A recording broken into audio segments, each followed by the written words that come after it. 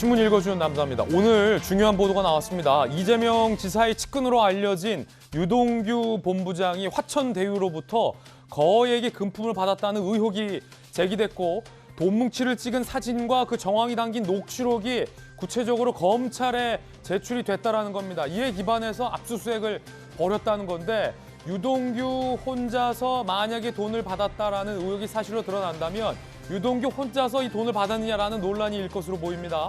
화천대유 누구 것입니까? 야당은 이렇게 공세를 이어가고 있는 상황입니다. 잠시 후에 이 의혹의 열쇠 한번 풀어보겠습니다. 오늘 조가신문 함께 하시죠. 먼저 동아일보입니다. 검찰, 화천대유 측이 유동규 성남도시개발공사 사장 대리에게 금품을 제공했다라는 사진과 녹취를 확보했다. 오늘 동아일보 보도 큽니다. 동아일보뿐만 아니라 많은 조간신문들이 이 보도를 이어가고 있습니다.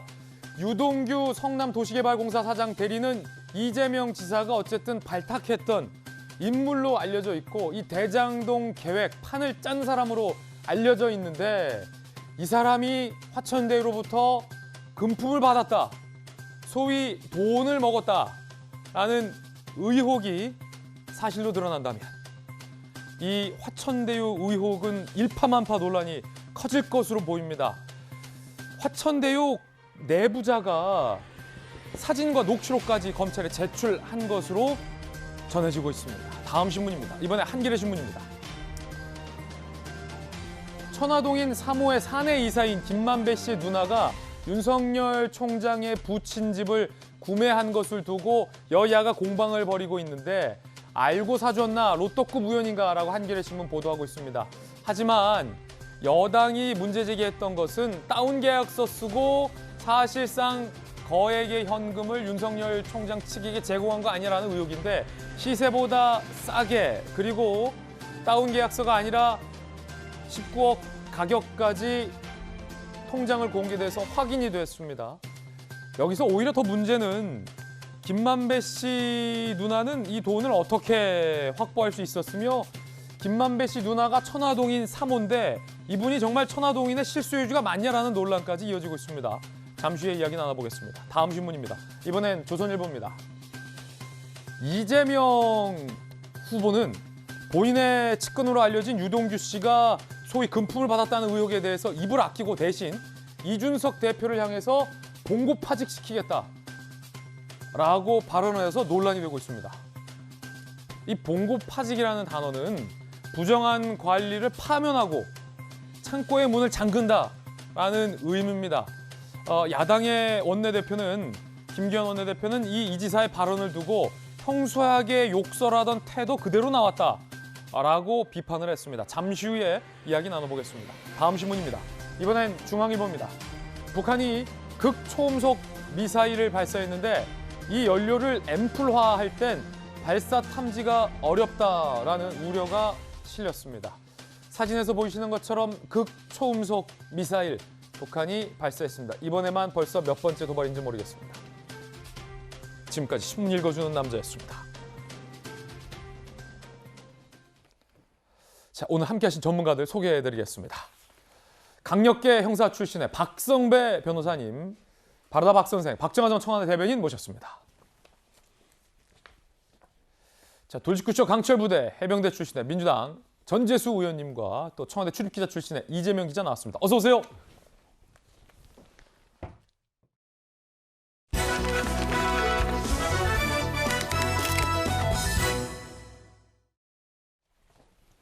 첫 번째 주제는 오늘 많은 조간신문들이 앞다퉈서 보도하고 있는 중요한 새로운 소식입니다. 말 그대로 정말 뉴스입니다. 천화동인 화천대유에 깊숙이 관여한 정모 회계사가 검찰에 사진과 녹취록을 대거 제출을 했습니다. 그런데 그 사진과 녹취록에는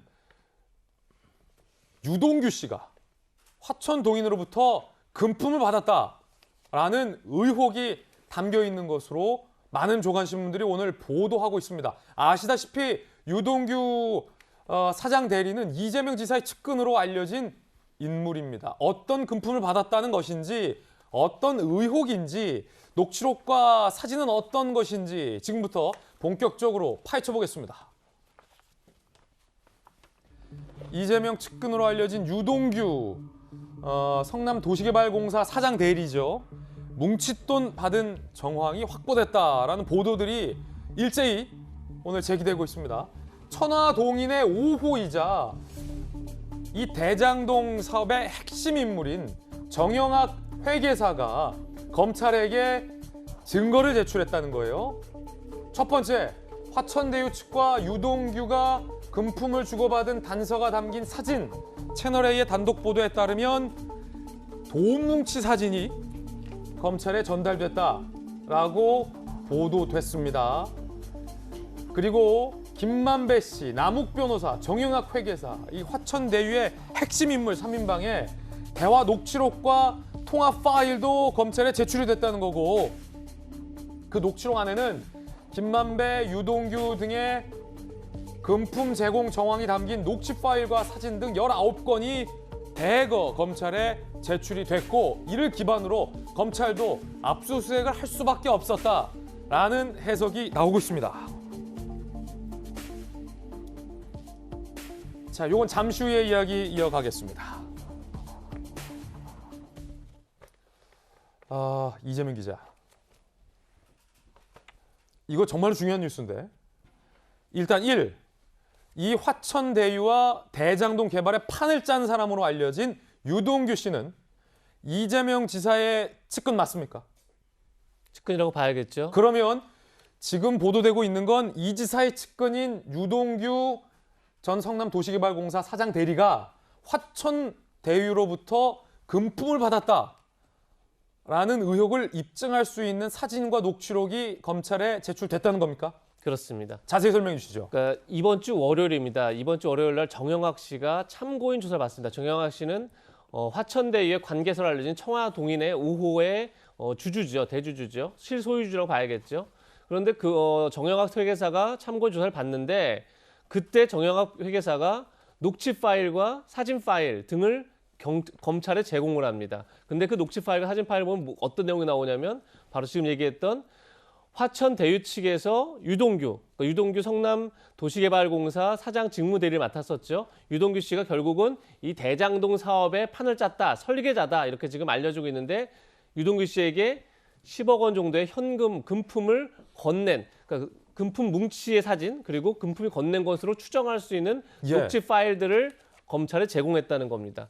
그렇게 되면 이제 왜 과연 화천대유는 그러면 과연 왜 유동규 씨한테 금품을 제공했느냐라는 의혹이 생길 수밖에 없는 거죠. 그런데 지금까지 우리가 알려진 것은 과연 도대체 대장동 사업을 누가 설계했느냐, 이 문제가 왜 중요했냐면, 결국은 성남도시개발공사와 금융기관이 일정 정도 수익을 갖지만 나머지 막대한 자금을, 막대한 수익금을 굉장히 특정 소수가 독점을 합니다. 7명이서 4,040억 원을 배당받는데, 과연 이런 구조를 누가 짰느냐. 근데 유동규 씨가 아마 이제 유력한 지금 설계자로 지금 지목되고 있는데, 결국 화천대유가 본인들이 막대한 수익을 거두고 그 일부를 유동규 씨한테 건넨 거 아니냐, 이런 의혹을 제기할 수 있는 거죠. 근데 또 하나 이제 눈여겨봐야 될 게, 녹취 파일은 어떤 내용이 있냐면, 과연 화천대유의 이 수익 구조를 누가 어떻게 배분할지 이런 것도 있다는 겁니다. 이렇게 되면 화천대유의 실소유주가 누구냐, 이 문제가 직결되는 거죠. 자, 그건 우리가 잠시 후에 더 본격적으로 이런 내용들이 포함됐기 때문에 바로 이런 내용을 가지고 검찰이 어제 대대적인 압수수색을 나선 것이 아닌가, 이렇게 지금 추정되고 있습니다. 자, 지금 여러 가지 중요한 내용들 이재명 기자가 잘 짚어줬는데, 일단 첫 번째 우리가 집중해 볼 건 이재명 지사의 측근인 유동규 도계공 사장 대리가 돈을 받았냐, 화천대유로부터. 이 의혹부터 좀 집중해 볼게요. 그러면 유동규 씨는 누군지 자세히 좀 살펴봐야 될 것 같습니다. 이재명 지사의 측근 유동규 씨가 누구인지부터 함께 보시죠. 박정하 전 대변인. 네. 만약에 유동규 씨가 화천대유로부터 돈을 받은 게 사실이라면, 네. 그 다음에 나올 물음은 유동규 씨가 혼자 이 돈을 다 받았냐, 아니면 이게 사실이라면이에요, 의혹이. 유동규 씨를 통해서 다른 사람에게 돈이 건네갔느냐, 아니면 유동규 씨는 얼마를 받고 이 중에 또 다른 금액이 누구에게로 전달됐느냐, 여러 가지 추가 의문들이 좀 나와요. 충분히 그럴 수 있죠. 그리고 굉장히 많은 액수이기 때문에 이게 과연 유동규 씨, 만약에 이게 돈이 전달이 됐다면 유동규 씨 혼자 용처가 있어서 그걸 썼는지에 아니면 또 다른 목적으로 썼는지에 대해서는 굉장히 합리적으로 의심을 해볼 수 있는 대목이에요. 그런데 유동규 씨에 대해서 본인이 이렇게 얘기를 합니다. 이 건이 좀 생기고 난 다음에 처음에는 어느 석간신문과의 전화통화를 통해서 지금 지사 캠프 쪽에서 일하고 있어. 그러다가 며칠 후에 캠프에 전혀 관여한 바 없다고 얘기를 합니다. 이재명 지사는 이 건이 불거졌을 때 뭐 다들 아시는 것처럼 이 설계 내가 했어요 라고 했다가 그 후에는 유동규 씨에 대해서 내 측근 아니다 라고 부인을 합니다. 근데 이 유동규 씨는 처음에 이재명 지사가 성남시장 당선을 됐을 때 인수위에서 인수위원으로 활동하던 사람이에요. 그러니까 지방선거 이렇게 상상을 해보면 그중에서 가장 나하고 제일 마음이 통하고 그다음에 나랑 같이 이 시정을 이끌어갈 사람들을 인수위에 오거든요. 그리고 거기서 4년간 있을 대부분의 이 구상들이 거기서 많이 정리가 됩니다. 성남시장의 이재명 변호사가 당선되고서 시장 인수위로 활동을 했었다는 건 매우 가까운 사이라는 거죠. 그렇죠. 매우 가깝고 성남시의 전체적인 설계, 4년 동안 내가 성남시를 어떻게 이끌어갈 건가에 대한 기본적인 설계를 하는 데가 저거 인수위거든요. 지금 요 표를 보면 2010년 성남시설관리공단 기획본부장으로 이재명 지사가 시장에 임명을 하는데 그때 당시에 공무원 근무 경력이 없어서 자격 시비 논란까지 일었다. 통상의 경우 보면은 저 성남시설관리공단 기획본부장이라는 중책의 자리는 우리가 보통 아는 것처럼 뭐 공무원 몇 급 이상 몇 년 이런 자격 기준이 있어요. 그래야 사실은 어느 정도 이제 일에 익숙하다고 볼 수 있기 때문에. 근데 그런 것도 없이 그냥 공무원 근무 경력 없이 기획본부장이 임명하니까 당시에도 성남에서 굉장히 논란이 많이 됐었던 건이죠. 그러면은 박 대변인 인수위로 발탁한 것도 이재명 시장, 그리고 공무원으로 만들어준 것도 이재명 시장, 그리고 결정적으로 경기관광공사 사장으로 지냈네요. 그렇죠. 성남시장으로서 성남시설관리공단 기획본부장으로 공기업에 임명을 하고 이후에 성남도시개발공사가 만들어지면서 거기에도 최고 책임자가 되고 사장 직무 대리까지 하고 지사가 된 후에 경기관광공사 사장으로 임명한 거는 이재명 지사인 거예요. 지난번 황교안 논란 때 봤지만 경기도 지사가 경기관광공사 사장을 임명하니까 이거는 이재명 지사의 측근이 분명하군요. 이분은 유동규 씨는. 이렇게 그러니까 본인은 그러니까 이재명 지사는 아니라고 얘기는 하고는 있습니다만 이런 정황을 보면 이건 측근의 측근일 수밖에 없는 거죠. 그리고 더더욱이나 최근에 보면 이재명 지사가 뭐 계속 1위를 달리고 있으니까 달린다 보니까 안에 사람들이 많은데 그 캠프 안에서 가장 센 데가 소위 말하는 성남시청 파라는 거예요. 그러니까 워낙 오랫동안 같이 이재명 지사하고 일을 해왔으니까 이런 식으로 간다면 성남시청파의 제일 큰 1, 2, 3 중에 하나가 유동규 씨다. 라고밖에 생각할 수 없는 구조가 되는 거죠. 그리고 결정적으로 대장동 판을 짜는 데 있어서 유동규 씨에게 신임하고 이를 맡긴 것도 이재명 당시 성남시장일 수밖에 없다라는 얘기인데 이분이 지금 금품을 받았다라는 의혹이 담긴 녹취록과 사진, 돈 뭉치 사진 등이 검찰에 제출됐다는 겁니다. 다른 사람이 아니라 천화동인의 6호 정영학, 5호 정영학 변호사가, 회계사가 이 증거를 제출했다는 겁니다. 자, 강력계 형사 출신의 박성 변호사님. 자, 이거 중요한 문제예요. 지금 저희가 신중하고 객관적으로 다루고 있지만 가능성에 대해서 얘기를 하는 거고 현재 의혹입니다. 돈 뭉치 사진이 있다고는 하지만 이게 정말로 이 정영학 회계사가 주장하는 것처럼 유동규 씨에게 전달된 건지는 수사를 통해서 밝혀내야 될 건데 국민일보는 16억, 중앙일보는 10억 얘기하고 있어요. 화천동인으로부터 성남도시개발공사 측으로 전달됐다는 그 금액이 일단 억소리 나는 것만은 보도에서 공통적인 건데 박성현 변호사님 강력계 형사하셨잖아요. 유동규 씨가 만약에 정말로 이 금품을 받았다라는 의혹이 사실이라면 이게 유동규 씨 혼자에게 다 전달된 건지 유동규 씨를 통해서 뒷배 혹시 누군가에게 전달된 것인지를 당연히 수사해봐야죠. 당연히 수사 대상이 될 수밖에 없습니다. 유 전 본부장이 뇌물수수를 하였는지 여부는 아직까지는 불분명하지만 통상 뇌물수수 사건에서는 뇌물을 공유하였다는 사람의 진술만 있는 경우에도 뇌물수수가 인정되는 경우가 있습니다. 물론 양측의 진술이 엇갈릴 때는 양측 진술의 구체성과 신빙성 정도를 따져 혐의가 인정되지 않는 경우도 있습니다만 이 사건의 경우에는 정 회계사가 제출한 사진과 대화, 녹취 파일 등에 유 전 본부장과의 대화 내용 외에도 김만배 남 변호사와의 대화 내용도 포함되어 있습니다. 그 과정에서 유 전 본부장에게 금품을 전달하고 그 최종적인 귀속 주체가 어디인지 대화 내용에 나와 있을 가능성이 높습니다. 이를 이유로 검찰이 압수수색 영장을 신청한 것으로 보이고, 예. 즉 유 전 본부장이 실제로 뇌물을 수수했다면 그 금액이 적은 금액이 아닌 것으로 보이기 때문에 최종적인 귀속 주체는 당연히 밝혀내야 합니다.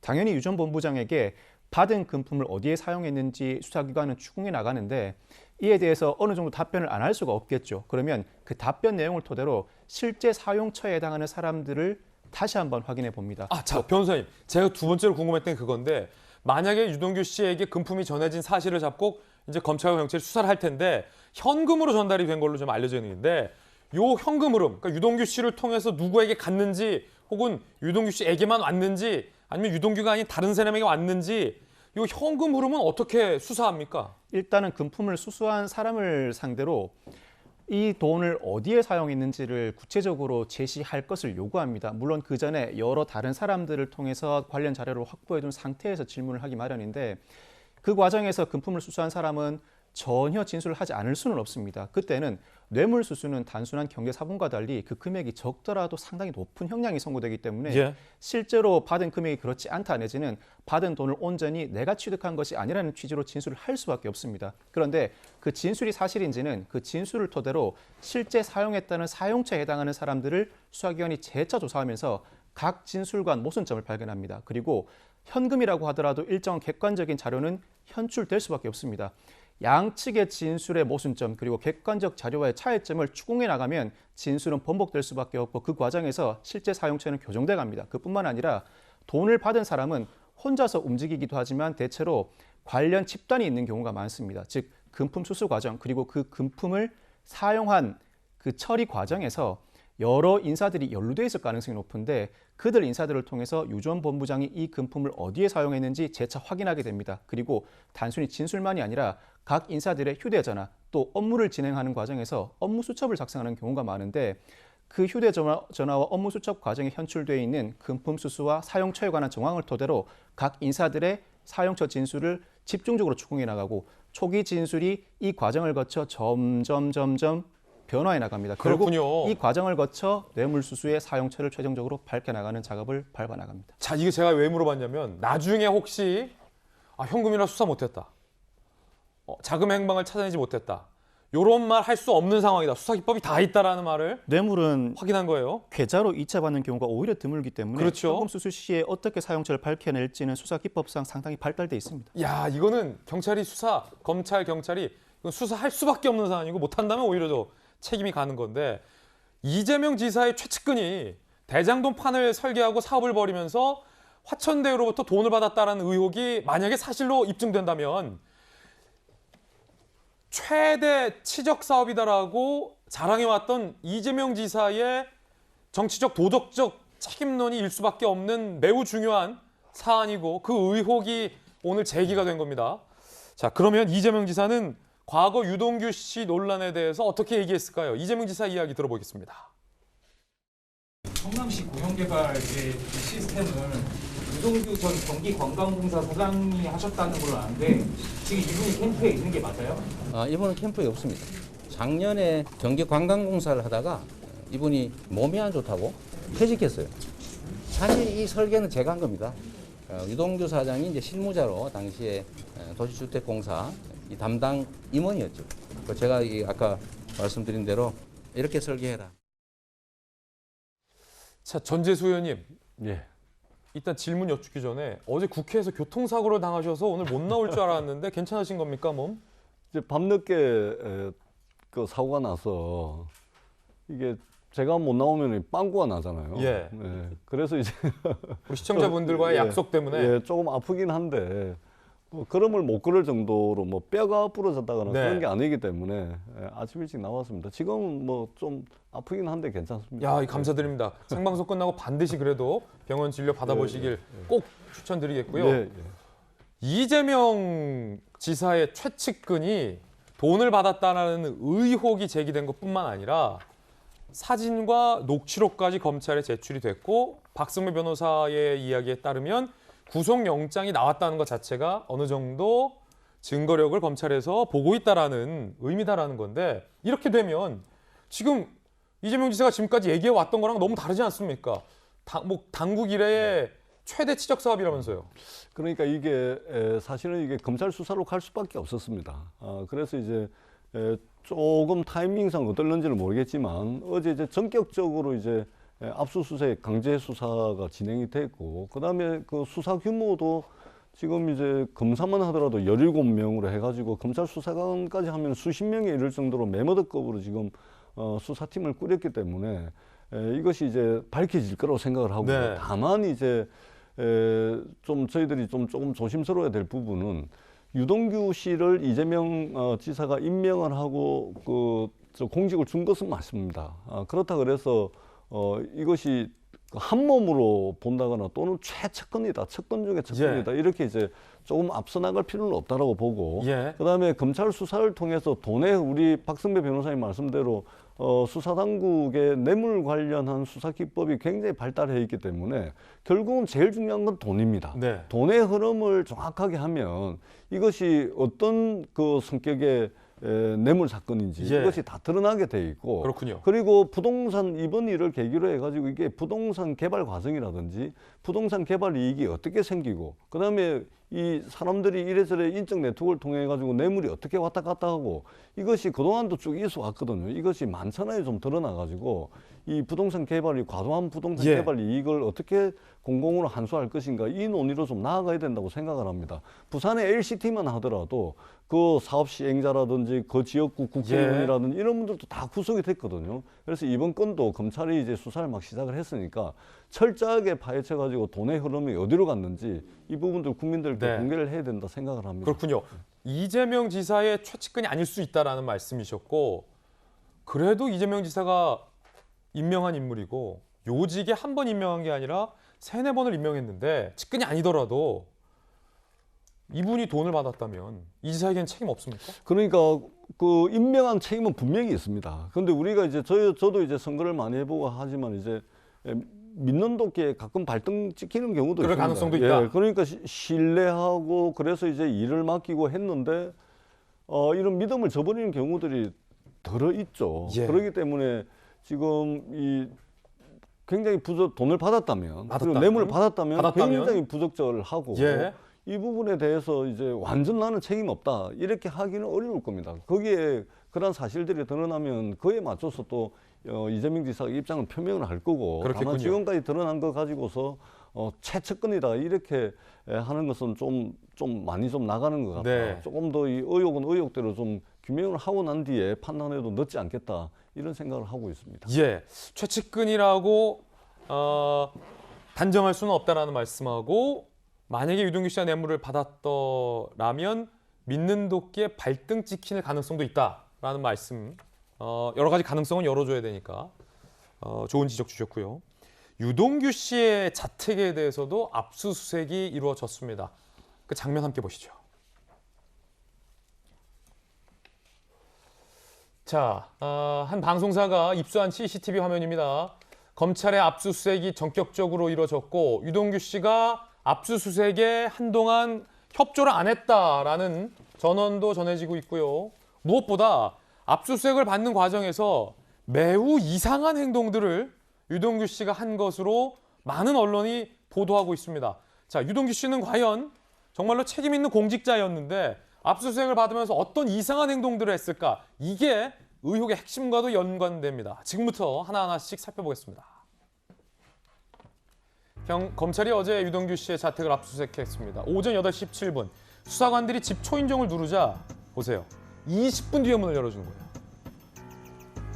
무슨 사정이 있었는지는 모르겠으나 20분간 압수수색을 지연시켰다는 거죠. 그럼 그 20분간 어떤 행동을 했는지를 알면 성격을 규명할 수 있는데 그 사이 휴대폰을 창문 밖으로 던졌다.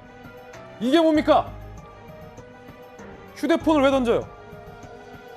창문 밖으로. 이후 검찰이 인근 도로를 수색했는데 휴대폰 확보를 못했다. 결정적인 증거가 인멸된 겁니다. 아니 검찰이 또 그걸 못 찾아요?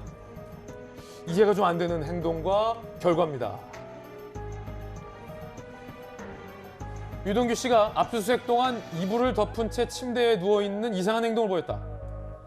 압수수색 하루 전에 화천대유 사무실이 자정 넘도록 불 켜져 있고 퇴근하지 않는 모습도 포착돼서 일각에선 압수수색 정보가 센 것 아니냐라는 의혹도 제기되고 있습니다. 이재명 기자, 제가 잘 이해가 안 돼서 좀 자세히 좀 설명해 주세요. 이상한 행동이 지금 한 3가지 정도가 후루룩 지나갔는데 상황, 그날의 압수수색 상황, 유동규 씨 이상한 행동에 대해서 상세히 좀 설명해 주시죠. 뭐 어제 아침에 이제 검찰이 유동규 씨 자택 압수수색에 나섰었죠. 예. 그런데 일단 뭐 문을 열어주지 않았죠. 뭐 사실 뭐 그거는 뭐 종종 일어날 수 있는 일이죠. 뭐 문을 열어주지 않았는데 그 사이에 한 일이 유동규 씨가 휴대전화를 창 밖으로 던져서 버렸다. 야, 그게 제일 이상해요. 검찰이 추정했고 그래서 바로 이제 검찰 수사관들이 유동규 씨를 데리고 나가서 휴대전화를 찾기 위해서 예.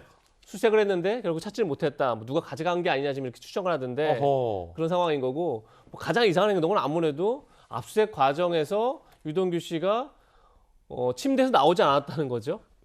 근데 물론 뭐 협조하지 않겠다 이런 뜻이겠죠. 요즘 압수수색을 뭐 그냥 다 가져가는 게 아니라 협조 속에서 이제 주로 압수물들을 이제 검찰이 확인하고 가져가는 경우가 많은데 결국 협조하지 않겠다 이제 이런 의미로도 보이고 한편으로는 너무 좀 이상한 행동이다 보니까 그냥 협조하지 않으려면 사실은 묵비권 행사하면 되는 거죠. 그냥 예. 협조하지 않으면 되는 건데 굳이 침대에 누워 있었다는 걸 봐서는 뭔가 뭐 다른 쪽에 구명 신호를 보낸 건지 뭐 알 수 없지만 아니면 여러 약간 가지, 좀 뭐 감정이 상해서 뭐 여러 가지 가능성이 있겠죠. 그런데 중요한 건 어쨌든 간에 늘 우리가 이제 이런 얘기를 하지만 뭐 도망가는 쪽, 숨기는 쪽, 거짓말하는 쪽을 의심할 수밖에 없는 거죠. 예. 그런 점에서 유동규 씨가 뭔가를 숨기려 했고 뭔가를 감출했다는 건 틀림없는 사실이 아닌가 싶고 그런 점에서 뭐 지난번에 유인태 전 정무수석도 유동규 씨 태도가 좀 모호하다. 뭔가 숨기는 것 같다 이런 얘기를 했었는데 그러다 보니까 이재명 지사가 실제 본인이 뭐 한 푼도 받지 않았더라도 뭐 1원도 받지 않았더라도 유동규 씨를 잘못 쓴 책임이 있지 않느냐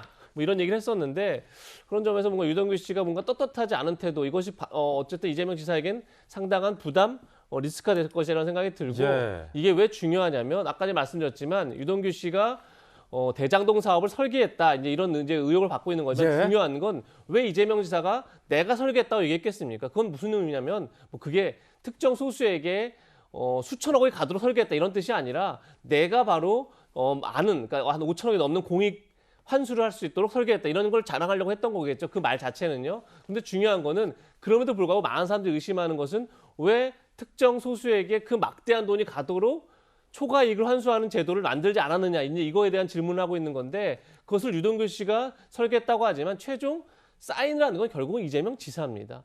이재명 당시 성남시장인 거죠. 그런 점에서 이것이 만약에 유동규 씨가 화천대유로부터 어떤 금품을 받고 이런 약간 화천대유에 절대적으로 유리한 그런 수익구조를 만들었다 그러면 결국 책임은 결국 이재명 지사가 질 수밖에 없는 거죠. 그런 예. 점에서 결국은 유동규 씨 문제가 상당히 이재명 지사에게는 큰 어떤 정치적 리스크가 되지 않을까 싶습니다. 자, 이상한 행동들이에요.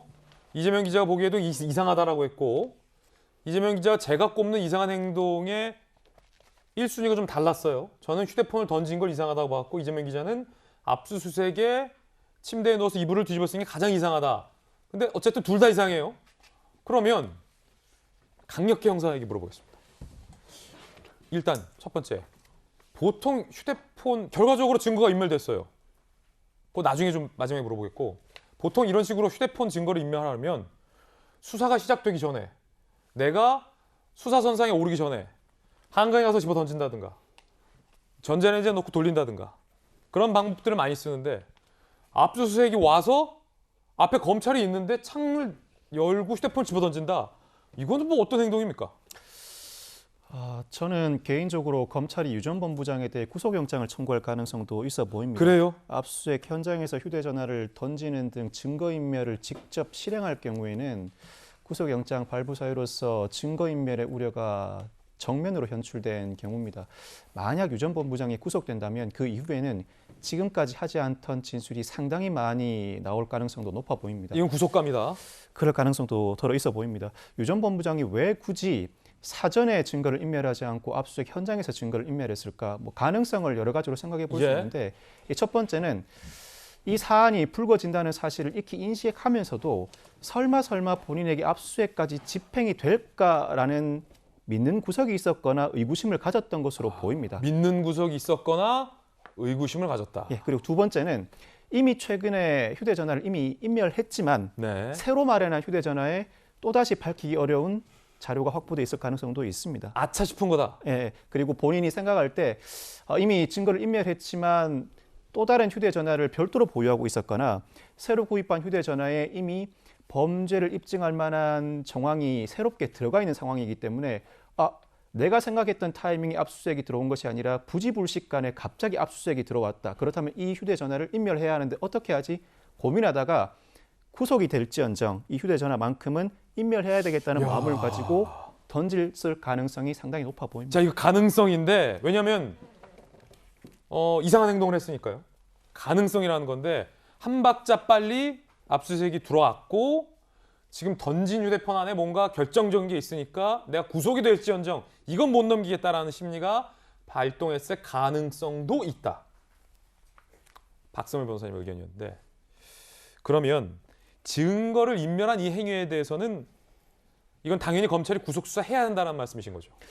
증거 인멸한 행위에 대해서는 본인의 범죄에 대한 증거 인멸이기 때문에 증거 인멸죄 자체가 성립하지는 않습니다만 이 사안 자체를 두고 유 전 본부장이 뇌물죄 등으로 수사를 받을 가능성이 높기 때문에 수사받는 과정에서 휴대전화를 폐기하는 등 증거 인멸을 했다면 그 자체가 구속 사유입니다. 왜냐하면 구속영장 때 도주의 우려가 있거나 증거를 인멸할 우려가 있을 때는 구속영장이 발부될 수 있다잖아요. 더더군다나 사안 자체가 그렇게 무겁지 않을 때는 증거를 인멸했다고 하더라도 그 자체로 구속영장 청구를 하진 않습니다만 이 사건에서 유 전 본부장의 역할은 상당히 커 보입니다. 왜냐하면 이 사건 전체적인 구조상 사업 구조를 설계했다는 것 자체만으로는 정치적 공방을 떠나 법적으로는 배임죄가 성립할지 여부가 상당히 불분명합니다. 그렇지만 돈이 오고 간 정황이 있다면 그때부터는 완전히 다른 차원의 문제가 됩니다.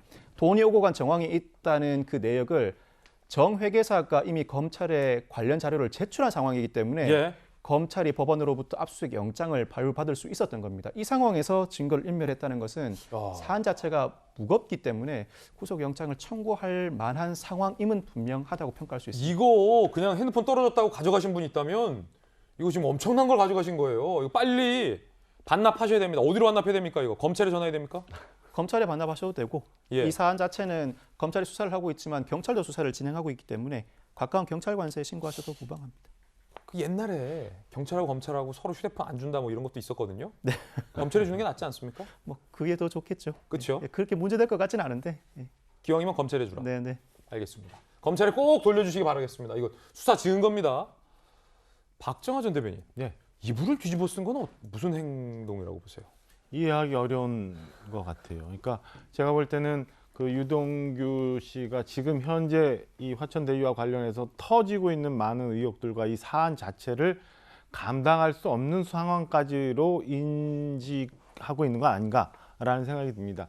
유동규 씨와 관련해 갖고는 주변의 사람들이 최근에 굉장히 힘들어했다. 그리고 병원 치료까지 필요할 정도로 어려워했다. 뭐 이런 얘기들이 있거든요. 그래서 핸드폰을 던지어서 증거를 인멸한 것. 그다음에 전날 보면은 화천대유가 늦게까지 자정 넘어까지 불을 켜놓고 자료를 정리하는 듯한 그런 모습을 보였는데 그렇다면 압수수색에 대비했다는 얘기인데 그 핸드폰을 던졌다. 그리고 침대에 누워서 이불을 덮고 있었다. 그게 제일 이상하다잖아요. 이러면 더더욱이나 좀 이상한 것 아닌가. 제가 볼 때는 유동규 씨가 지금 박성일 변호사 말씀했지만 지금 현재 상황과 혹여 만약에 신병이 어딘가 검찰에 확보가 돼서 구속이 되는 상황이 온다. 이러면은 지금과는 또 다른 국면으로 다른 얘기들을 많이 할 개연성이 충분히 높지 않나라는 생각이 듭니다. 또 하나는 사실은 궁금한 게 있어요. 휴대폰 던졌잖아요. 요즘에는 각 도로마다 CCTV 있거든요. 있지. 이거 금방 파악할 수 있죠. 왜 그 CCTV 얘기하면서 검찰이 파악을 못했다고 얘기하는지도 잘 모르겠어요. 그러면서 검찰의 압수수색도 좀 너무 늦은 거 아닌가라는 생각도 들고 그럽니다. 요거는 휴대폰 못 찾은 건 좀 말이 안 되는 게 차량 블랙박스. 그걸 봐야 돼요. 그 주차되어 있는 차량 블랙박스에 보면 휴대폰이 어디로 낙하했고 만약 집어갔다면 누가 집어갔는지가 다 찍혀 있거든요. CCTV만 볼 게 아니라 블랙박스도 꼭 봐야 된다라는 말씀 팁으로 드립니다. 자, 그런가 하면 이 화천동인의 천화동인의 정영학 회계사가 검찰에게 제출했다는 녹취록과 문건 등에는 어떤 내용이 담겨 있는지도 매우 중요합니다. 함께 보시죠. 자, 사실 이제 이것도 굉장히 중요해요. 녹취록에 담긴 내용이 무엇일까? 조선일보 보도와 동아일보 보도 등에 따르면 김만배 씨와 유동규 씨가 서로 형 동생이라고 칭했다. 자, 이거는 유동규 씨는 공기관의 담당자예요. 책임자. 그리고 김만배 씨는 시행사입니다. 형 동생이라고 칭을 했다라는 걸로 전해지고 있고요. 한 인사와의 대화. 직원들이 내가 실소유주 아닌 걸 안다. 아니 그걸 다른 직원들이 알면 어떻게 하냐. 그럼 차명 지분으로 얻은 수익 현금화 방법은? 요런 내용이 녹취록에 담겼다라는 의혹을 조선일보는 보도하고 있습니다. 차명 지분으로 얻은 수익을 현금화할 수 있는 방법에 대한 내용이 정말 녹취록에 오갔다면 천화동인 몇 호가 사실 그분들 게 아니다. 그럼 그 누구 거냐 천화동인은. 이런 의혹으로 이어지게 됩니다. 물론 의혹입니다. 실소유주가 따로 있다. 화천대유 천화동인 주주의 제3의 인물 대화. 회사 지분 비싸게 사줘 돈을 만들고 나중에 회사 없애버리면 어떻겠냐 라는 얘기까지 나온 것이 아니냐라는 의혹도 나오고 있습니다. 이재명 기자. 차명으로 소유를 하고 이 수익을 현실화할 수 있는 방법은 뭐가 있을까? 라는 대화가 김만배, 남욱, 정영학 씨 등의 녹취록에 만약에 이 보도대로 담겼고 이게 검찰에 제출됐다면 이거는 어떤 의미입니까? 두 가지에서 굉장히 큰 중요한 시사점이 있죠. 첫 번째는 야당이 처음 질문했던 게 뭐였죠? 화천대유 누구 겁니까가 첫 질문이었던 겁니다.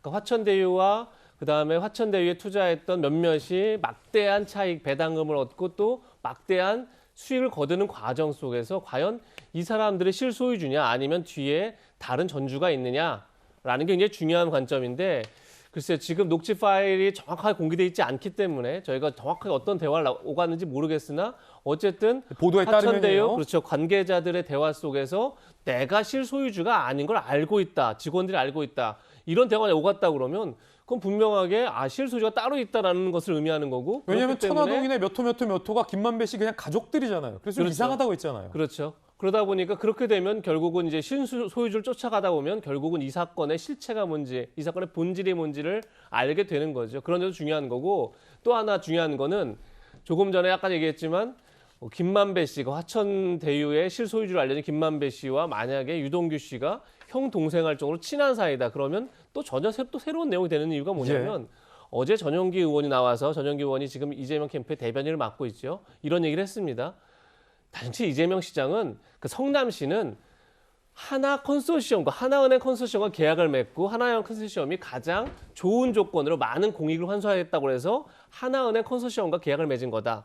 우리는 화천대유라든지 천화동인을 알지 못한다. 그리고 거기서 어떻게 돈을 가졌는지 알지 못한다. 이런 내용들을 얘기했던 거죠. 그런데 그게 아니라 만약에 이미 유동규 당시의 성남도시개발공사의 사장 직무대리가 화천대유의 소유주를 잘 알고 있었고 그리고 실질적으로 화천대유와 그다음 천화동인이 실질적으로 이 사업을 주도하고 있는 것을 알고 그렇게 설계해줬다 그러면 전혀 내용이 달라지는 거죠. 지금까지 형 동생을 하는 사이인데 화천대유에 대해서 모르고 하나은행만 알고 계약했다라는 건 말이 안 되는 거잖아요. 말이 안 되는 거죠. 그렇기 때문에 지금까지 이재명 지사와 이재명 캠프에서 해명했던 내용과는 사뭇 달라지는 그런 이제 국면이 돼버리는 거죠. 그런 점에서 저 녹취 내용 등이 과연 무엇을 의미하는지가 굉장히 앞으로의 사건의 본질, 앞으로의 사건의 핵심을 찾아가는 과정 속에서 가장 중요한 결정적인 증거가 되지 않을까 싶습니다. 자, 그런데 우리는 신중해야 됩니다. 이건 조선일보의 보도 내용이라는 점에 불과하다는 건 말씀드리겠고 이런 녹취록이 제공됐다라는 것까지는 많은 언론들이 보도하고 있습니다. 다만 그 녹취록에 어떤 내용이 구체적으로 담겨 있는지를 현재로서는 확신할 수 없는 상황이라는 말씀 드리기 때문에 이 내용에 대해서 특히 실소유주 차명 형 동생 방금 이재명 기자가 언급해줬던 가능성 등에 대해서는 아직 구체적으로 녹취록 내용을 저희가 확인하지 못했다라는 점 다시 한번 말씀드리고 이걸 밝혀내야 할 것은 검찰에게 책임이 있다는 점을 분명히 좀 말씀을 드려야 할 것 같습니다. 만약에 전재수님 화천동인과 성남이 형 동생 하는 사이였고 지금 이재명 캠프에서 했던 주장처럼 우리는 화천대유의 존재에 대해서 알지 못했고 하나은행만 보고 그냥 법대로 한 거다. 해명이 사실이 아닌 것으로 드러난다면 이재명 지사에겐 책임 없습니까? 그러니까 지금 조금 전에 녹취록이 지금 10개 이상을 검찰이 확보를 예. 했는데 그거 아마 이제 수사를 통해서 다 나올 겁니다. 다 나와야죠. 지금 조금 전에도 이제 그 방송 자막에 이제 직원들이 내가 실소유주가 아닌 걸 안다. 이거를 이제 유동규 씨하고 김만배 씨 녹취록에 나온다는 내용 아닙니까? 그러면은 내가 실소유주가 아닌 것을 직원들이 안다. 여기에서는 이제 핵심이 있다고 봅니다. 그러니까 곽상도 의원 아들 곽병채 씨 이분이 보면은 스스로 밝힌 바에 의하면은 희귀 멸종, 그러니까 멸종 위기종의 동물이 나올 때도 자기가 그걸 해결을 하고 그다음에 공사 중에 문화재가 나왔을 때도 공사 중단할 위기를 자기가 넘겼다 그러거든요.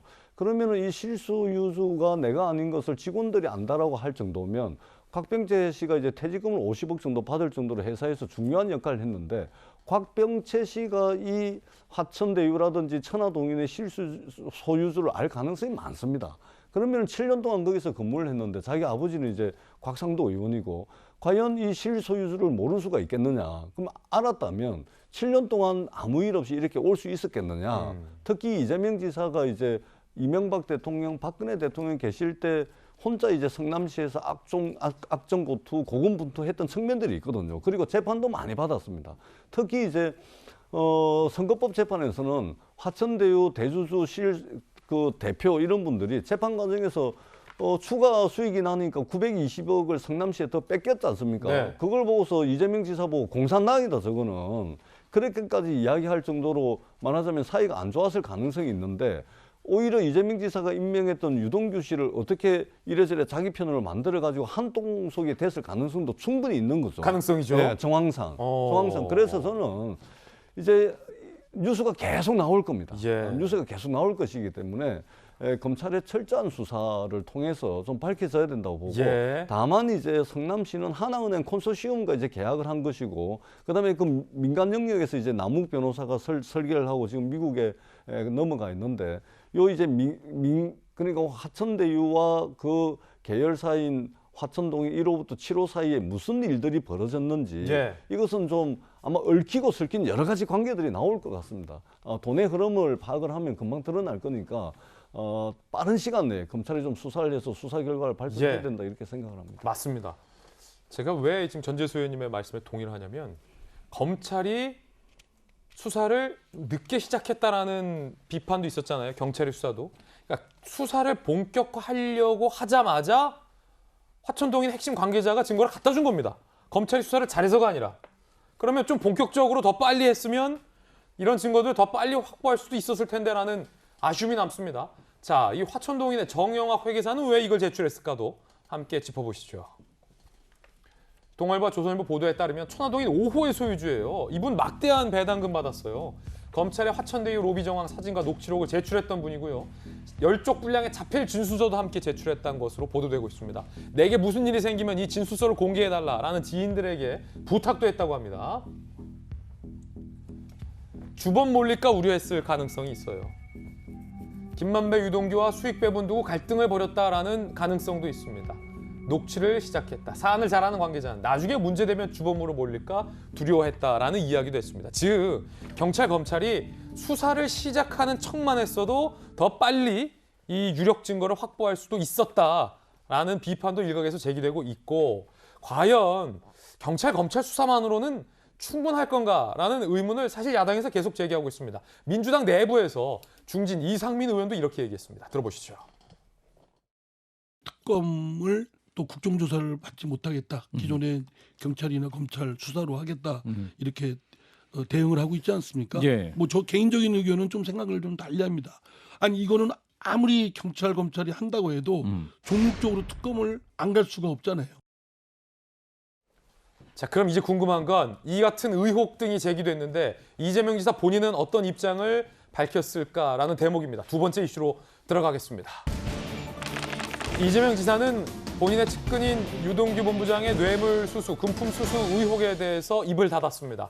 대신 야당의 이준석 대표와 김기현 원내대표를 향해서 봉고 파직시키겠다, 위리 안치시키겠다라고 말을 해서 논란이 되고 있습니다. 어떤 뜻일까요? 함께 보시죠.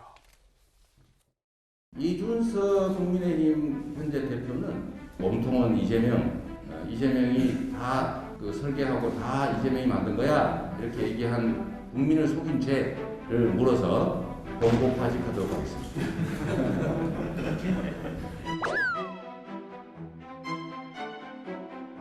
김기현 원내대표 이분은 이재명 몽통이다 이렇게 거짓말을까지 해서 국민을 속였고 이거는 저에 대한 범죄 행위에 해당이 되기 때문에 번복파직에 더해서 저기 남북 기전에 위리한 친을 명하도록 합니다.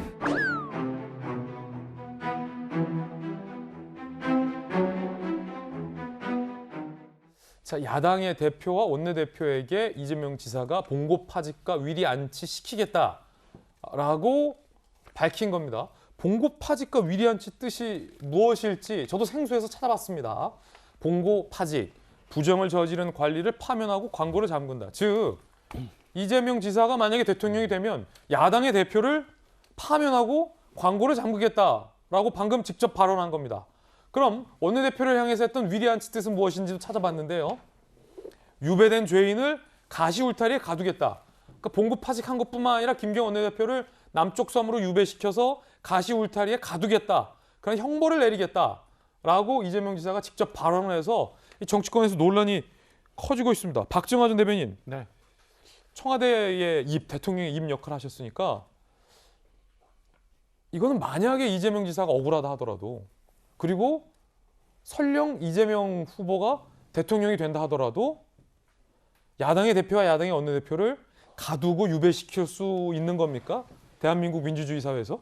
일단 인식 자체가 안 되는 거죠. 어떻게 야당의 대표와 원내대표를 유배 보낼 수 있겠어요? 아무리 대통령이 된다고 하더라도. 그러니까 이거는 인식 자체가 지금 이재명 지사가 이건 순전히 좀 개인적인 생각이고 판단입니다만은 굉장히 당황해하고 있고 뭔가 이렇게 몰리고 있는 상황에서 나오고 있는 것 아닌가라는 생각이 들어요. 개인적인 의견입니다. 네, 그러니까 최근에 보면은 전 이재명 지사가 이 화천 대유권 관련해서 굉장히 강경한 얘기들을 합니다. 강경한 얘기들을 하면서 심지어는 당내 경선에서도 이낙연 전 대표하고 굉장히 세게 부딪히는데 그 강경한 대응이 사실은 호남 대회전에서 우리 혹시나 뭐 이런 얘기들 전문가들 많이 했잖아요. 근데 혹시나 아니라 결과를 잘 넘어갔어요. 지금 보니까 저는 이 고비를 잘 넘어가야 된다고 생각을 하고 굉장히 세게 국민의힘 게이트라고 프레임을 만들어 가려는데 저 발언이 있었던 것 아닌가라는 생각이 듭니다. 이거 사실은 뭐 봉고파직이나 위리안치나 이게 쉽게 나올 수 없는 용어들인데 사자성어인데 저는 이재명 지사도 저게 사실은 무언가 어느 기회에 얘기하려고 준비하고 있었던 것 아닌가라는 생각이 들어요. 그래서 최근에 이재명 지사가 이 건에서 밀리거나 이 건을 제대로 정리를 하지 못하면 굉장히 위험한 상황에 갈 수 있겠다. 그런데 이는 정상적인 방법이 아니라 그냥 야권의 게이트다라고 몰아가야 되겠다 생각을 한 거 아닌가라는 개인적인 판단과 추측을 좀 해봅니다. 그래서 저런 강한 얘기들이 계속 나오고 있고 앞으로도 저런 프레임을 만들기 위해서 계속 얘기하지 않을까라고 생각을 합니다. 그렇군요. 물론 이제 이재명 지사의 어떤 억울함을 항변하는 의미로서 저런 표현이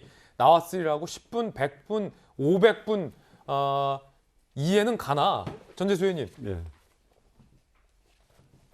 법적으로 책임지셔야 할 겁니다. 당대표, 원내대표. 그리고 사실이 아니기 때문에 법적으로 처벌받을 겁니다. 혹은 감옥 갈 겁니다. 뭐 이렇게는 얘기할 수 있을 것 같은데 부정 저지른 관리를 파면하고 광고를 잠근다. 이 대표는 파면하고 광고를 잠그겠다고 본인이 얘기했고 원내대표를 향해서는 급기야 유배시키겠다라고 얘기까지 하니까 이거를 좀 어떻게 받아들여야 됩니까? 그러니까 지금 이제 여야 사이에 이 극단적인 공방이 왔다 갔다 하고 있습니다.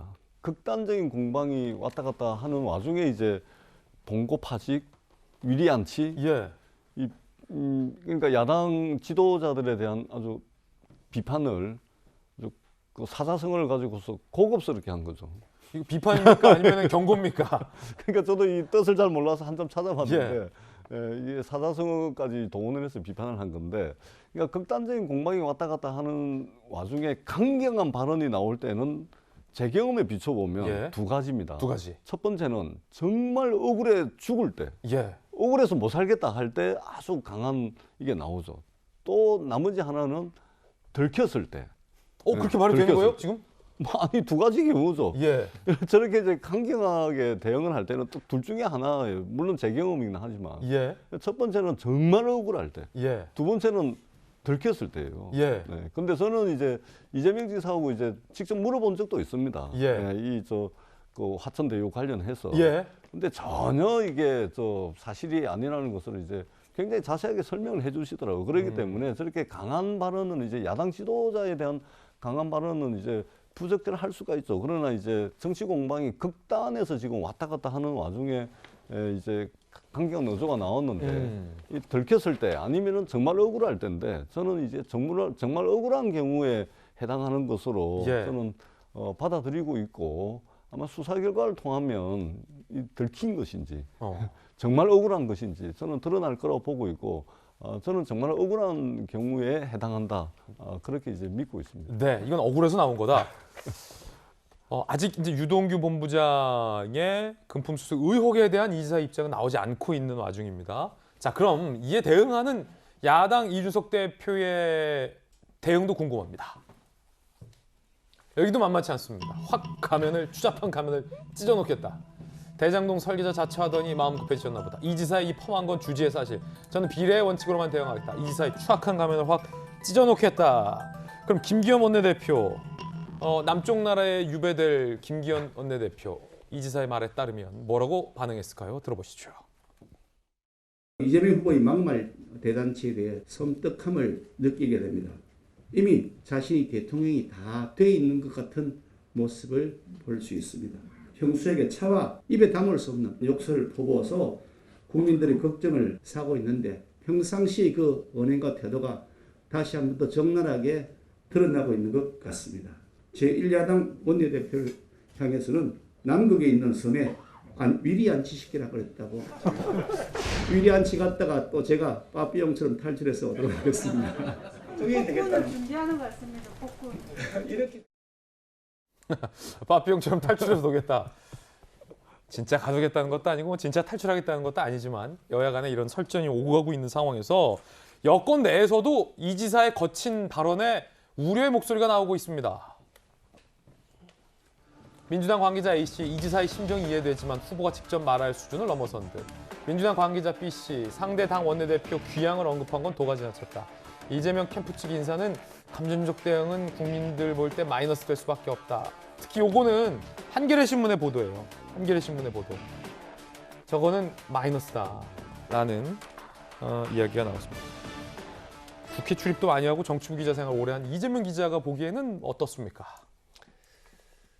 글쎄요. 어쨌든 굉장히 극단적인 지금 언어들을 동원하고 있는 거죠. 조금 전에 전재수 의원께서 이렇게 극단적으로 대립할 때는 너무 억울하거나 그다음에 들켰을 때나 또 있겠지만 제가 볼 때는 정치 문화가 점점 그렇게 가고 있는 게 아닌가라는 우려도 듭니다. 그러니까 지금 대선을 앞두고 있기도 하지만 양쪽 진영이 서로를 향해서 점점점 수위를 높여가는 거죠. 극단적 언어를 점점점 수위를 높여가는 그런 문화가 그런 언어 습관 자체가 좀 문제가 아닐까 싶고 자 근데 어쨌든 간에 그럼에도 불구하고 조금 전에 박정화 전 대변인도 얘기했지만 이재명 지사가 어제 쓴 봉고파직이라든지 뭐 위리안치는 진짜 그야말로 작심해서 쓴 얘기 아니겠습니까? 갑자기 나오긴 참 어려운 단어죠.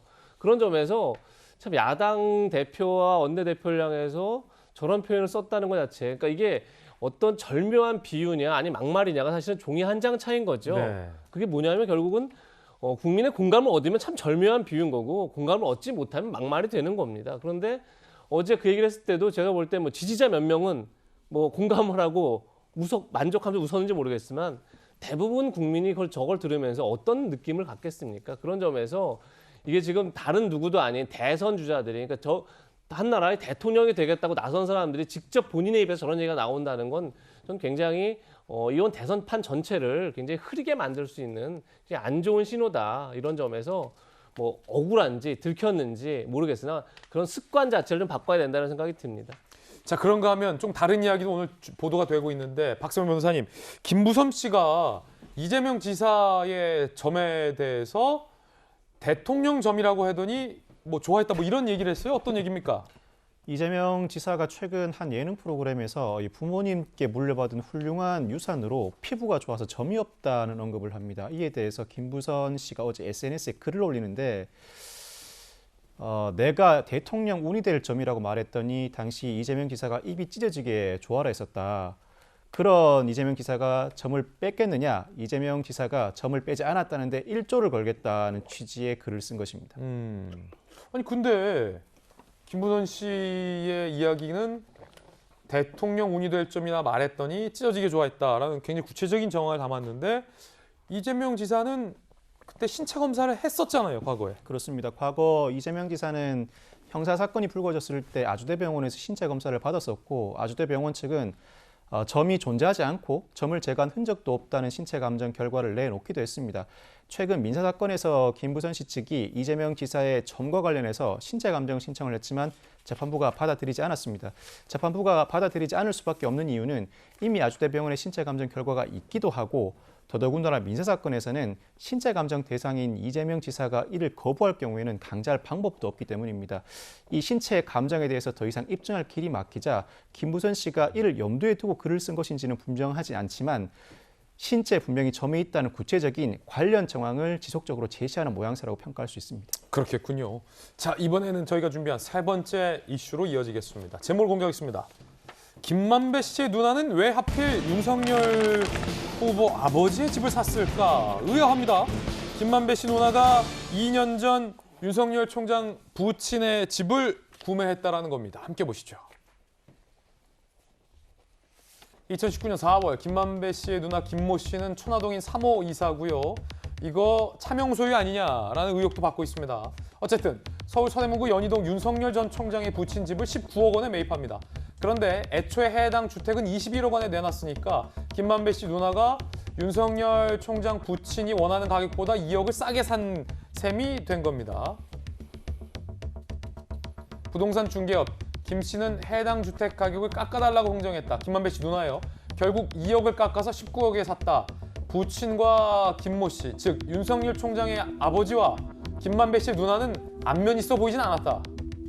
김만배 씨 누나, 시세대로 매입해 바로 월세 줬고 당시 계약 상대가 윤 후보 부친인 줄은 몰랐다. 그러니까 김만배 씨 누나도 부동산 중개업 측도 윤석열과 김만배의 관계는 누나와 매매는 개인적 인연은 없었다라고 얘기가 나오고 있습니다.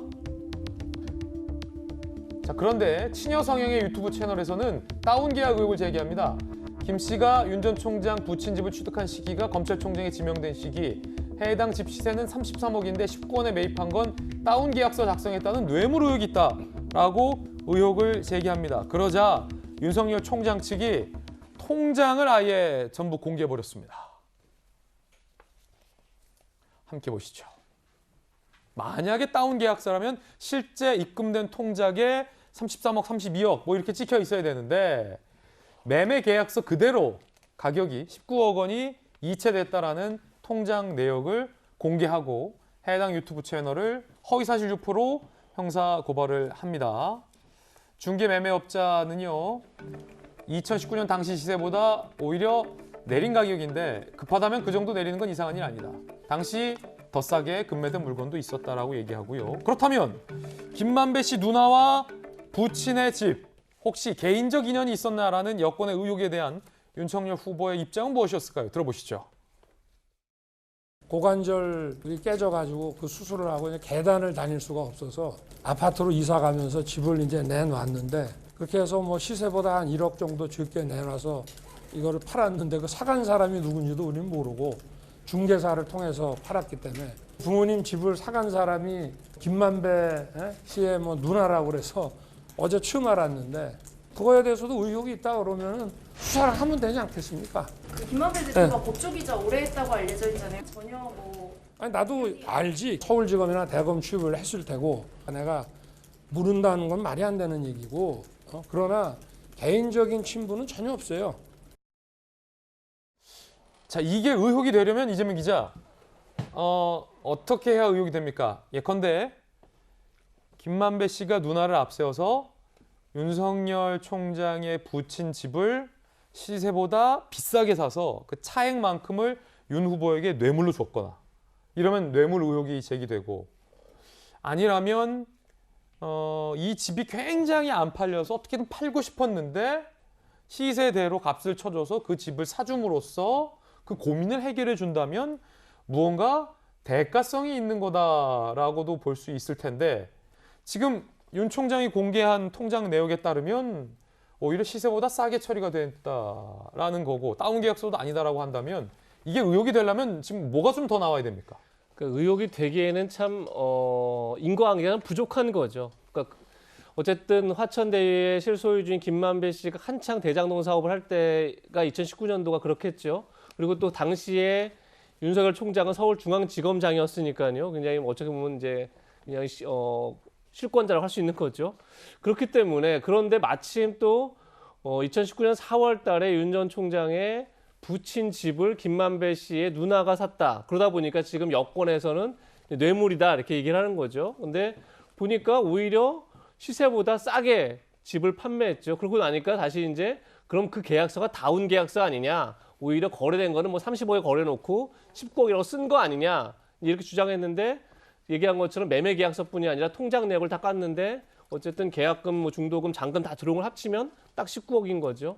그러다 보니까 별로 그 주장도 설득력이 좀 더 없는 게 아닌가 이렇게 생각되는데 물론 어쨌든 좀 기막힌 우연이긴 하죠. 그럼에도 불구하고 저희가 당시에 부동산 중개를 했던 그 업자 얘기를 들어보면 김만배 씨 누나가 집을 구하겠다고 한 건 2019년 2월이라고 합니다. 그런데 윤 전 총장의 아버지가 집을 내놓은 거 2019년 3월입니다. 그러니까 먼저 집을 구하려고 했고 마침 연희동에 이제 단독주택을 구하려고 김만배 씨 누나가 다녔고 그때 마침 집이 나왔고 그렇기 때문에 좀 저 주장 자체가 그렇게 큰 의미가 없는 그런 그냥 그야말로 의혹에 그칠 의혹이 아닌가 이런 생각이 듭니다. 자, 그럼에도 불구하고 여권에서는 이 같은 의혹을 집중적으로 제기하는 모양새입니다. 김영배 민주당 최고위원의 이야기 들어보겠습니다. 우연이라도 지나가는 소가 웃을 일입니다. 박영수 특검의 수사팀장이었고 검찰총장 지명 직전에 있었던 서울중앙지검장 부친의 집을 화천대유 대주주 누나가 하필 딱 그 시기에 부동산 소개소를 통해 사들이는 이런 우연은 온 우주의 기운이 모여야 우연찮게 가능한 일이지 않을까 싶습니다. 전재수 의원님, 정말로 지금 우리 김영배 의원님 말처럼 우주의 기운이 모일 것만큼 정말 우연스러운 일인데 그래서 뭐라는 문제 제기입니까? 우주의 기운이 모였는지 안 모였는지는 모르겠지만 예. 세상에는 이게 알다가도 모를 일들이 뭐 더러 생기는 것 같습니다. 그러니까 우리가 로또 맞을 확률을 800만 분의 1로 보거든요. 네. 어떤 분 비유에 의하면은 이 로또를 3번 연달아 맞을 정도의 확률이다. 그러니까 윤석열 후보가 이제 해명을 쭉 하고 이제 통장 내역도 이제 공개를 하고 소개받은 공인중개사 이야기도 쭉 하고 있는데 설사 저 말이 다 맞다 하더라도 이거는 우연치고는 너무 이게 좀 희한한 우연이다. 이런 이제 의혹을 안 가질 수가 없습니다. 특히 이제 민주당에서 주로 이제 그 의혹을 제기하는 것은 뭐냐면 이제 혹시 이제 뇌물을 주고 받은 거 아니냐. 집을 통해서. 집을 통해서. 근데 이제 윤석열 후보 같은 경우는 이제 검사 출신이고 어떻든 뭐 수사에 대해서 잘 아는 사람 아닙니까? 만약에 윤석열 후보가 뇌물을 받았다면 어설프게 처리를 안 했겠죠. 절대 어설프게 처리하지 않죠. 티 안 나게 완벽하게. 그렇죠. 그런 이제 의혹을 받을 수가 있는 겁니다. 왜 그러냐면 이게 서울에 집이 여러 수백만 채인데 하필이면 김만배 씨가 또 법조 출입을 10년 이상 한 분이거든요.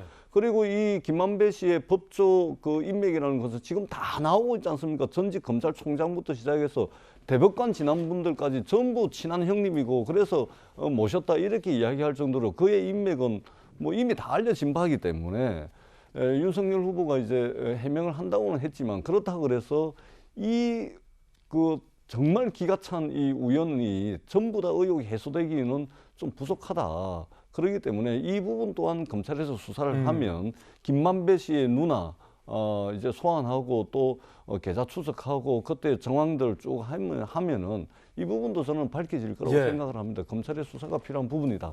이렇게 생각을 합니다. 만약에 전재수 의원님 말처럼 티 안 나게 뇌물을 받았다면 유동규 본부장에게 돈 뭉치가 갔다라는 현금 뭉치 같은 게 나온다면 만약에 그런 의혹이 좀 성립이 될 것 같고 검찰도 좀 수사를 해야 한다라는 게 여권의 주장입니다. 수사하는 김에 김만배 씨 누나가 갖고 있는 천화동인 3호가 진짜 누구 건지 그것도 좀 같이 그렇죠. 예. 수사되면 좋을 것 같아요. 그렇죠. 궁금하니까 진짜 예. 김만배 씨 누나께 맞는 그러니까 건지. 그 부분이 사실 이상한 것 같아요. 지금 연희동 그 윤석열 총장 부친 주택 관련해 갖고는 일단 먼저 김만배 씨 누나가 연희동 주변을 저 물건을 구하러 찾아다녔고 그다음에 뭐 매매 계약서 통장 사본까지 다 나온 판에 저는 뭐 검찰이 복잡하지 않게 조사하면 된다고 생각을 하는데 네. 오히려 저는 여기서 유탄이 딴 데서 터지는 것 같아요. 좀 전에 말씀하신 것처럼 이게 사실은 김만배 씨 누님이 어떻게 되냐면 천화동인 3호의 주인이거든요. 예. 그래서 한 800만 원 지분 투자해서 100억 정도를 이제 배당을 받았어요. 더 뭐 나중에 더 받아야 될 게 정산이 아직 안 끝났지만 근데 이 연희동 주택을 사면서 반려견 내가 개를 좀 키우고 싶어서 마당 있는 집을 찾아다녔는데 19억 정도 매매를 하면서 15억을 저축은행에서 대출을 받아요. 그래요? 100억 이상 배당을 이미 받았던 양반이 왜 그 고리에 한 15% 이상 금지가 되는 것 같은데 15억 정도를 저축은행에서 대출을 받아서 이 주택을 구입을 합니다. 그러면 배당 받았던 100억은 어디 가고 왜 이거를 이렇게? 그러면 이게 어디로 가냐면 아까 우리가 얘기했던 것처럼 천화동인 3호의 실소유주는 누구야?로 가는 거예요. 그 그러니까 100억이 김만배 씨 누나에게 안 간 거 아니냐? 그러니까 이게 유탄이 딴 데서 이상하게 터지고 있는 거 아닌가라는 생각이 듭니다. 이 뭐 조사하면 나오겠죠. 아주 재미있는 해석입니다. 예. 조사하면 나올 것 같습니다. 자, 그러면 강력계한테 물어보라 될 것 같은데 강력계 형사 출신의 박성일 변호사님, 이 두 개 다 수사하려면 간단합니까? 수사 방법 좀 알려주시죠. 일단은 윤 전 총장 부친과 김만배 씨 누나 간의 매매 계약 자체는 현재 드러난 정황상 범죄 혐의가 성립하기는 어렵습니다. 당시 주택 공시가격의 2배 정도에 이르는 시가로 매매 계약을 체결했다는 취지인데 이 자체를 두고 형사상 문제를 삼기는 어렵습니다. 즉 수사기관 입장에서는 이 거래를 두고 먼저 수사에 착수하기는 어려운 상황입니다. 그렇지만 이미 화천대유와 천화동인에 대한 수사가 착수된 상황입니다. 예. 이 과정에서 천화동인의 각 소유주에 대한 수사도 이루어질 것이고 천화동인 3호 소유자라고 할 수 있는 김만배 씨 누나에 대한 수사도 이루어집니다. 그 예. 과정에서 자금을 어디에서 확보했고 그 이후에 확보했던 거액의 자금을 어디에 사용했는지 그 용처를 확인하는 과정에서 혹여나 윤 전 총장 측에 일정한 금품이 전달되진 않았는지 수사가 이루어질 수는 있을 것 같습니다. 그리고 천화동인 3호의 실소유주가 누군지도 그렇습니다. 드러날 수 있겠죠. 네. 유동규 본부장 의혹과 다 맞물려 있군요. 다 맞물려 있다고 함께 좀 평가할 수 수사를 좀 검찰이 좀 적극적으로 지금부터는 안 할 수가 없는 상황이에요. 적극적으로 엄정하게 수사를 좀 기대해 보겠습니다. 이번에 저희가 준비한 뜨거운 소식들입니다. 함께 보시죠. 요것도 수사해야 돼요. 곽상도 의원 아들 50억 어떻게 지급됐고 왜 지급됐고 곽상도 의원이 영향력을 행사한 건 없는지도. 자, 무면허 운전 논란 노엘 씨가 오늘 경찰에 출석한다고 하는데 구속하라는 비판이 많아요. 구속 수사라는. 오징어 게임 이정재 씨 어떻게 얘기하고 있을지 오늘 핫삼의 이정재 씨 얘기 준비되어 있습니다. 산재라서 40몇 억을 받았다라는 곽상도 의원 아들의 해명이 있었는데요. 그리고 화천대유 측의 해명이 있었는데요. 산재라더니 조기 축구를 잘했다라는 의혹이 제기됐습니다. 퇴직금 50억 중 근무 중 질환 산재 위로금이 44억. 이석증, 귓속 반고리관 문제 생겨 어지럼증을 느끼는 질환. 곽병채 씨는요. 2018년부터 건강이 나빠졌다. 이명 어지럼증 때문에 정상적 업무 수행 어려웠다라고 바뀌었습니다. 그런데 업무 수행이 어려웠다던 2018년에도 조기축구에서 활동했다라는 의혹이 제기됐어요. 곽 씨가 가입한 조기축구의 커뮤니티 게시판에 곽 씨 결승골 터뜨려 히어로 등극. 최소 41번 경기를 뛰어서 골까지 내서 히어로로 등극했었다. 아니 그러면 전재수현님 말이 안 되지 않습니까? 44억의 어지럼증, 이석증 때문에 산재보상금을 받을 정도인데 어떻게 조기축구에서 결승골을 터뜨려서 히어로에 등극하고 2018년에서 2020년까지 수십 번의 조기축구 경기에 출전할 수 있습니까? 그러니까 국민들은 이렇게 보는 거죠. 31살짜리 대리 직급으로 퇴직하던 사람에게 퇴직금과 산재보상금으로 50억을 곽병채 씨에게 줬다라고 믿는 국민들은 아무도 없죠. 그러면은 왜 줬냐는 거죠. 근데 이제 말을 돌리다 보니까 이제 자꾸만 이제 이 거짓말이 나오는 겁니다. 그리고 산재 보상금으로 44억을 줬다 그러면 지금 전체 50억 중에서 세금 떼고 28억을 실제 받았다는 거 아닙니까? 네. 근데 산재 보상금은 전부 비과세입니다. 세금을 10원도 안 뗍니다. 아, 그래요? 이건 네. 전재수 의원님이 잘 아시죠? 그렇습니다. 예. 산재 보상금은 원래 비과세다. 100% 비과세입니다. 예, 세금을 10원도 안 뗍니다. 그러니까 산재 보상금으로 44억을 줬는데 세금을 22억을 왜 뗍니까? 그거는 전액 비과세거든요. 그다음에 증여세로 하더라도 세금이 과합니다. 네. 그러니까 이것도 이제 검찰 수사를 통해서 밝혀야 됩니다. 그러네요. 예, 밝혀야 되고. 그다음에 지금 이게 어제 이제 대구에서 청년들이 이제 국민의힘 곽상도 의원 사무실에 국민의힘을 이제 아빠의 힘으로 바꾸는 그런 이제 퍼포먼스도 하던데 지금 아빠의 힘. 아빠의 힘. 그러니까 사실은 화천대유에 취직하는 것도 곽상도 의원의 소개를 시켜준 거 아닙니까? 그렇기 때문에 그리고 이제 장제원 의원 아들도 지금 나오는데 국민의힘이 아들들 문제 때문에 사실은 아버지의 앞길을 막는 이런 일들이 많이 나오는데 전재수 의원님 지역에서 부산에서 조기축구 많이 가보셨죠? 많이 가죠. 이게 조기축구가 되게 힘들어요. 되게 힘든 경우가 아니고 굉장히 격렬합니다. 격렬해요. 예, 그리고 한 게임 뛰고 나면 다치는 사람도 나올 정도로 굉장히 격렬한 운동이고 특히 이제 그냥 스포츠 레저만 놓고 보더라도 굉장히 격렬한 운동이기 때문에 이명 어지럼증으로 산재 몸밭이 일했다 이렇게 이야기할 수가 없는 겁니다. 이게 원래 지역에서 낚시 동호회, 등산 동호회 있는데 그거랑 조기축구 동호회의 격렬함은 좀 달라요. 참. 그럼요. 그리고 노무사들한테 물어보니까 이명이라든지 어지럼증 이런 거는 그 산재 인정이 안 되는 그런 것으로 이제 또 나오고 있고 하기 때문에 저 부분은 아마 철저하게 곽상도 의원의 아들을 보고서 50억이 지급된 것은 분명히 아닌 것으로 보여집니다. 그래서 수사를 통해서 그 의혹이 좀 드러나야 된다. 이렇게 생각을 합니다. 이재명 기자는 어떻게 보십니까? 조금 전에 전재수 의원 말씀하셨지만 진짜 31살 대리급 6년을 근무한 대리에게 뭐 산재 보상금이든 퇴직금 명목으로 50억이 지급됐다는 것을 수긍하시는 국민이 몇이나 되겠습니까? 그리고 실제 산재로 사망한 경우도 사실은 수억, 2, 3억 이렇게 나오는데 그 산재 보상금 위로금이 44억이라는 것도 사실 있을 수 없는 일이죠. 그런 점에서 그러다 보니까 곽상도 의원의 아들 보고 준 게 아니라 곽상도 의원이 어떤 역할을 한 게 아니냐 내지는 곽상도 일각에서는 곽상도 의원 아들이 워낙 화천대유가 처음 설립될 때부터 지금까지 이랬기 때문에 뭔가 화천대유가 숨기고 싶은 게 있어서 준 거 아니야 이런 얘기까지 하던데 어쨌든 순수하게 보이진 않는 건 틀림없는 사실인 것 같고 그런 점에서 곽상도 의원이 좀 더 적극적으로 해명이 필요하다 이런 생각 분명히 듭니다. 자, 두 번째 핫쌈입니다. 무면허 운전의 경찰관 폭행 논란에 휩싸였던 장제원 의원의 아들 노엘이 오늘 경찰에 출석한다고 합니다. 지난 18일 무면허 운전 사고 후 음주 측정 요구, 경찰 폭행, 무면허 운전 공무집행 방해 혐의 현행범으로 체포가 됐었는데 구속 수사를 안 해서 뒷말이 많고 제기되고 있는데요. 논란이 제기되고 있는데요. 사건 발생 12일 만에 오늘 오후 장 씨를 소환해 첫 피의자 조사 진행할 예정입니다.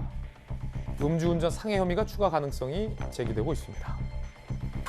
자, 연예 전문 기자 안지선 IHQ 기자님 모셨습니다. 어서 오세요, 안 기자님. 오늘 경찰에 출석해요. 근데 12일 만인데 사실 구속 수사하라라는 대학생들의 시위도 있었다면서요? 네, 굉장히 많은 분들의 분노가 좀 모이고 있는 사건이 아닌가 싶은데요. 장제원 의원의 아들입니다. 가수 이름은 노엘이라는 이름으로 활동을 했었는데 굉장히 힙합 가수로서의 역량을 좀 발휘하고 있던 찰나에 그 연이은 이제 사건에 휘말리면서 이 논란의 중심에 섰습니다. 무엇보다 오늘 오후에 이제 경찰에 출두해서 피의자 조사 처음으로 받는 건데 이게 무려 사건 발생한 지 12일이 지난 후입니다. 이 사건 발생은 지난 18일에 있었는데요. 이 음주 상태에서 이렇게 뭔가 사고를 벌인 것 같아서 이 경찰이 이 현장에서 음주 측정을 하려고 했더니 음주 측정을 거부하고 경찰을 머리로 들이받고 신분 확인도 하지 않은 채 이렇게 한 사건이 발생하면서 당시에 경찰서에서 이제 조사를 받았으나 굉장히 만취 상태였대요. 그래서 만취 상태니까 일단은 석방했다. 라는 게 경찰의 입장인데 일반인들이었어도 이렇게 했을까라는 의문이 좀 있는 사건이고요. 그래서 오늘 출두해서 어떤 이야기를 할지 굉장히 주목이 되는데 무엇보다 그냥 사회적 분노가 있는 게 아니라 이 사건으로 인해서 이 여파가 장제원 의원에게까지 미치고 있습니다. 결국에는 그 청원까지 좀 이뤄진 사건이고 제가 좀 들어오기 전에 봤는데 청원에서 거의 19만에 달하는 사람들이 청원에 동의를 했기 때문에 굉장히 주목이 좀 되고 있습니다. 장제원 의원은 일단 캠프직에서는 물러났는데요. 함께 보시죠. 눈물로 날 지새우는 아내, 식사 제대로 못하고 계신 어머니, 가정이 쑥대박됐다. 캠프 총괄 실장직 내려놓는다. 자식 잘못 키운 아비죄 깊이 반성하며 자숙할 것이라며 대선 캠프 실장에서 사퇴했는데 요 장제원 씨 아들이, 장제원 의원의 아들이 안지성 기자님, 과거 SNS 라이브 방송에서 우리 아빠가 누군지 알아? 나 목이 2개다 뭐 이런 얘기 했었어요? 네, 그런 게 결국에는 이 아빠가 국회의원에서 나오는 자신감, 그 사회 기득권층의 아들로서의 나오는 자신감에서 표출이 된 것이 아닌가 싶은데요.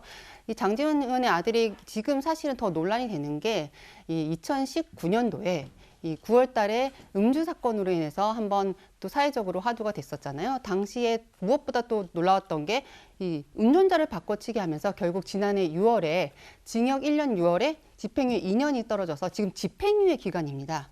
그래서 이런 논란이 있는 가운데 이번 사건에 또 휘말려서 거기다 지금 수사가 지금 좀 어떻게 봤으면 일반인들 같은 경우에는 네. 바로 조사를 받았을 것 같은데 이렇게 12일이나 지연돼서 경찰 조사를 받는 것에 대한 사회적 분노가 있는 거고요.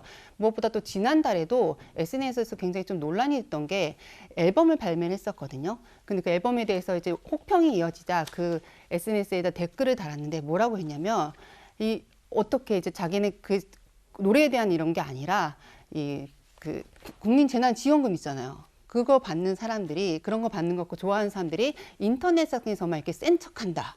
라는 이런 말까지 해서 굉장히 국민적 분노를 좀 모으고 있는 상태입니다. 과거 SNS 방송 부분 들어보겠습니다.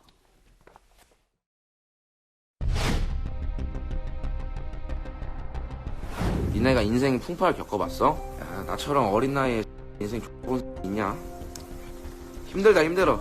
나는 이제 인생에 미련이 없어. 약 안 해. 약 안 해. 그건 내가 약속할게. 내 오른손목 걸고 약속할게. 내 약은 안 해. 야, 우리 아빠가 누군데 내 약하면 내 모가지만 날아가냐?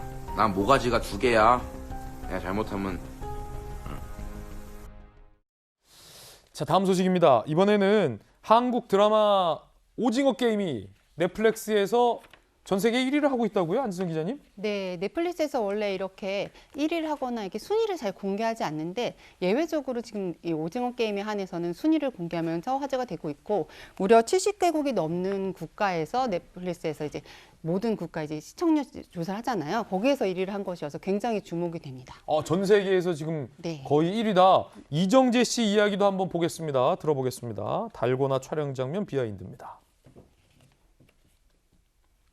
아니 근데 이게 우리나라 콘텐츠가 전 세계 1위 한다는 거는 진짜 놀라운 일이에요. 그렇죠? 준비되면 틀어주세요.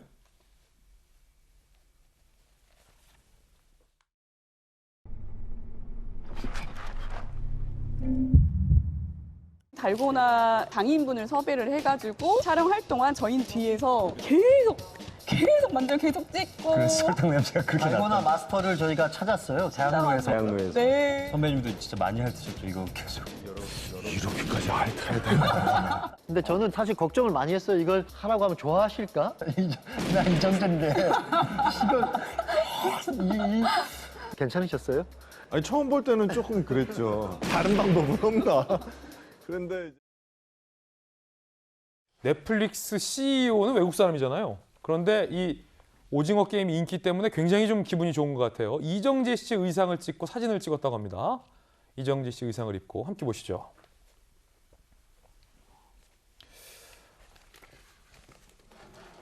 자, 이렇게 이게 안지성 기자님. 네. 영화에서 이정재 씨가 입었던 옷 맞습니까? 네. 테드 서렌더스가 이게 사실은 저렇게까지 자기 넷플릭스에 있는 작품에 이렇게 홍보를 한 적이 없을 정도인데 지금 저기 이정재 씨가 입는 의상을 입고 이 인증샷을 올리면서 이 작품이 넷플릭스 역사상 가장 우수한 작품이 될지도 모른다라고까지 표현을 했습니다. 이정재 씨랑 감독 소감은 나왔습니까? 네, 이정재 씨가 어제 이제 굉장히 화제를 모으는 인터뷰이기도 한데요.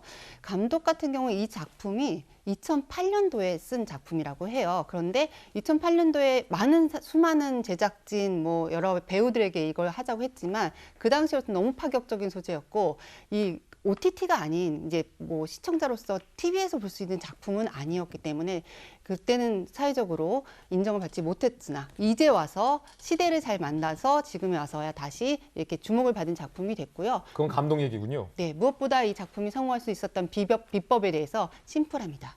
전 세계인들이 이렇게 이야기를 하다 보면 굉장히 게임이 어려우면 게임에 집중하면 이야기에 집중을 못 하잖아요. 근데 이빨이 6개나 빠졌어요? 예, 이 감독님께서 혼자 이 작품을 촬영하고 편집하고 굉장히 많은 노력을 했기 때문에 그 과정에서 이빨이 6개나 빠지는 수고로움이 있어서 시즌2에서는 어떻게 해야 되나 지금 고심이 깊다고 하고요. 특히 이 오징어 게임을 해서 인한 모든 상품, 달고나의 키트가 있는데 이 키트까지도 굉장히 널리 지금 전 세계적으로 판매가 되고 있을 정도로 큰 화제를 모으고 있고요. 아까 말씀하신 이제 여러 한국 콘텐츠에 대한 여러 전 세계에서 관심이 모이고 있기 때문에 사실 외국 블룸버그에서도 주목한 게 한국 콘텐츠가 이렇게까지 높은 성장률을 보이고 있는지 몰랐다. 그리고 미국 외신들도 기생충에 이어서 한국 콘텐츠, 한국적 정서가 전 세계적인 보편적 감성까지 건드리면서 이 흥행이 됐다라고 평가를 하고 있습니다. 이 오징어 게임에 걸린 상금이 안 기자님 456억이잖아요. 네. 사람 목숨을 걸고 네. 저거를 벌라고 목숨을 건 게임인데 화천대유 의혹에서 화천대유 측이 가져갔던 금액은 이거보다 훨씬 더 크다라는 얘기도 많이 나왔던 거잖아요. 그 드라마가 이거죠? 그 드라마라고 할 수는 없을 것 같고요. 사실은 그 감독이 이 금액 선정할 때 1,000억 해야 더 사람들이 더 이렇게 관심을 끌 것 같은데 저희 로또를 받을 수 있는 최대 금액이 400억 정도 된대요. 그래서 407억 원 정도 돼서 그거에 좀 준해서 456억 원을 설정했다고 합니다. 됐군요. 그럼 비하인드 스토리까지. 네네. 저희들은 60초 광고 후에 돌아오겠습니다. 오늘 저희가 준비한 소식 모두 다 전해드렸습니다. 저희들은 내일 아침 8시 50분에 더욱더 풍성한 소식 들고 인사드리겠습니다. 오늘 하루는 분명 어제보다 나을 겁니다. 좋은 하루 되십시오. 고맙습니다.